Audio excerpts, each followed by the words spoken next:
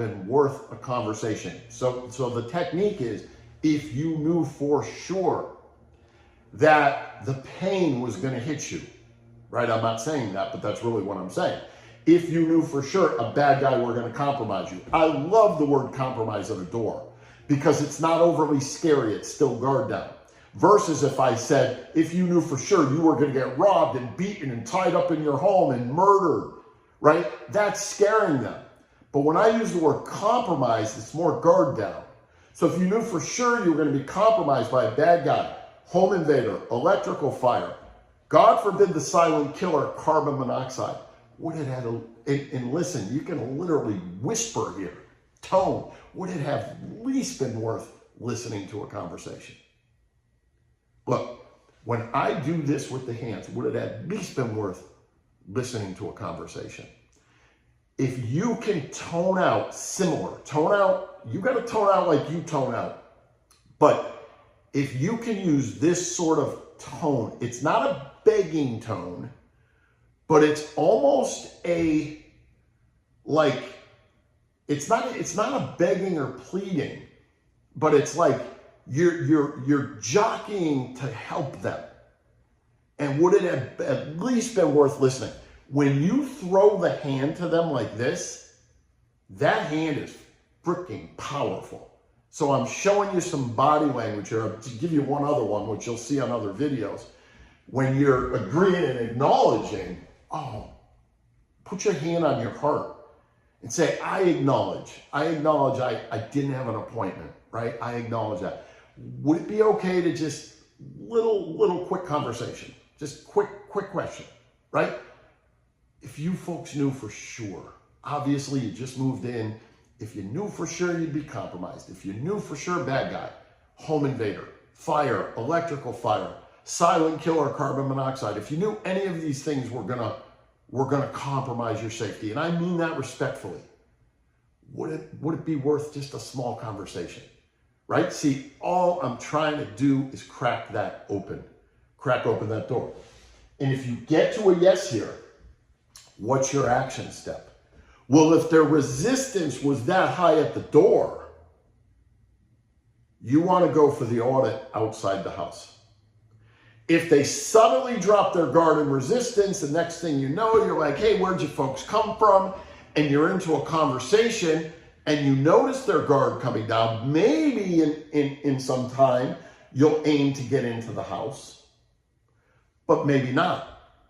To me, what determines you should stay in the no-sell zone at the door, you should stay in the audit zone, because the audit is adding value.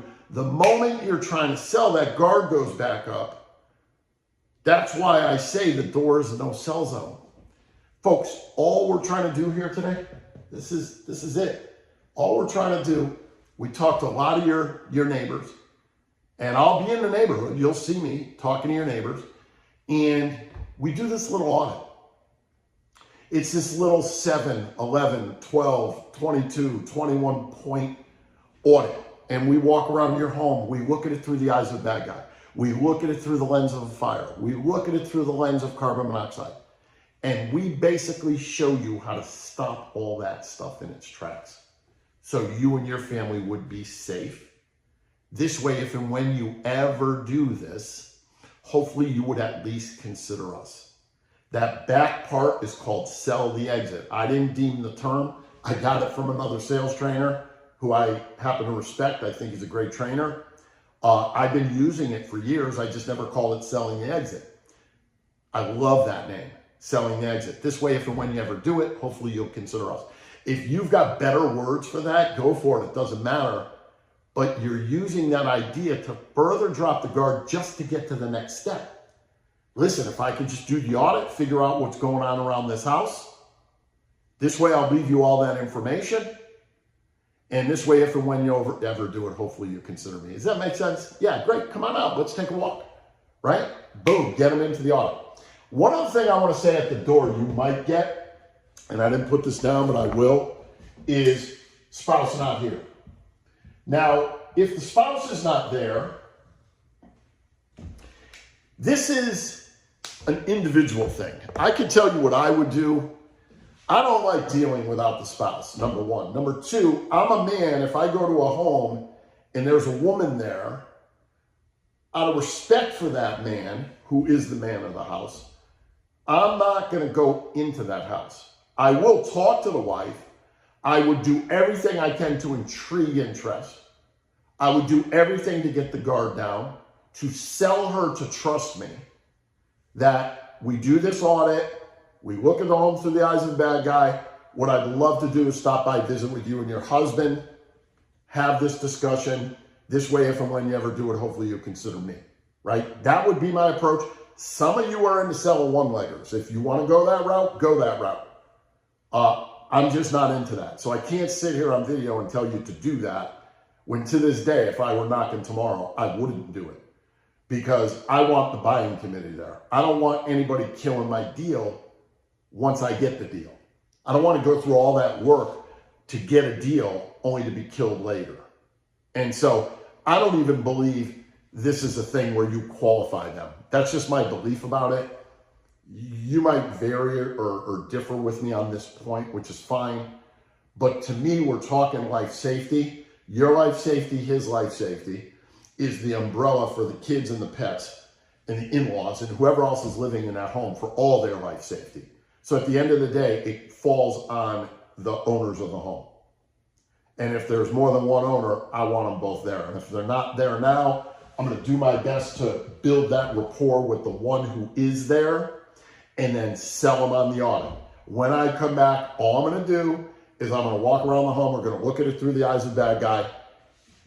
I'm going to show you exactly how to stop that. I'm going to make some recommendations to you. This way, if and when you folks ever do it, hopefully you'll consider me. Is that good or good? Oh, that's great, Mark. Okay, wonderful. And now you've broken the ice, and now you can start to warm up. You might even do what we call warm down before you exit. So where'd you folks come from? It's kind of, you're just kind of warming down. How you liking it here so far? Kids settled in school yet? How's everything? You know, what's your husband do for work? Yada, yada. You just get into, you know, like some small talk, some common ground stuff, because you're literally starting the connection process. My last point I want to make about this is about the connection. Okay. And I'm going to do a video here called Rapport at the Door. That'll be the next video. And when we get into Rapport at the Door, I'm going to show you some tips and tricks how to gain some more rapport at the door with these people. I'll see you in the next video.